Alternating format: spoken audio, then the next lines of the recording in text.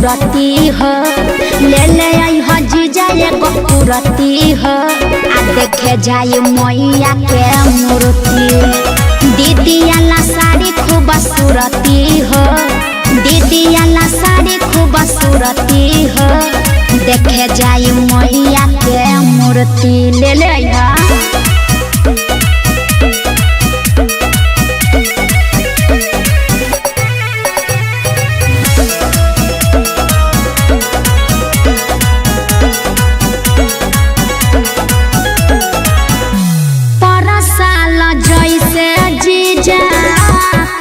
जन बहाना बड़ा तोर सबले बड़ा मन जा कहाना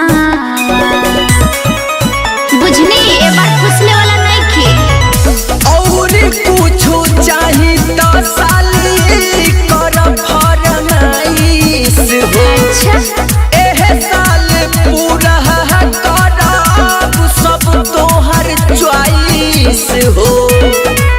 बोली पूरा करब मन जवन होई हो पसंद भले अपना लकी नब न पान औरी सुरुती का बुझलो ले ले आई जीजा एगो कुरती हो ले ले आई जीजा एगो कुरती हो आ देखे जाए मैया के मूर्ति। दीदियाला साड़ी खूब सूरती हो दीदियाला साड़ी खूब सूरती हो देखे जाए मैया के मूर्ति।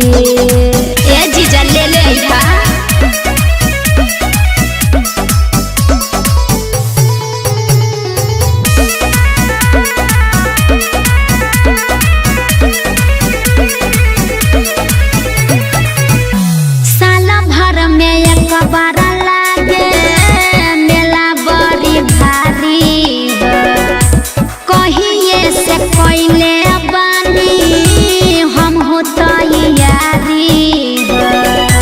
बड़ी दिन से लालसा बाबूलाल दुर्गा उपेंदर तोरी है नहीं दिल हो चल के बनाइली हो मैया संगे रील हो।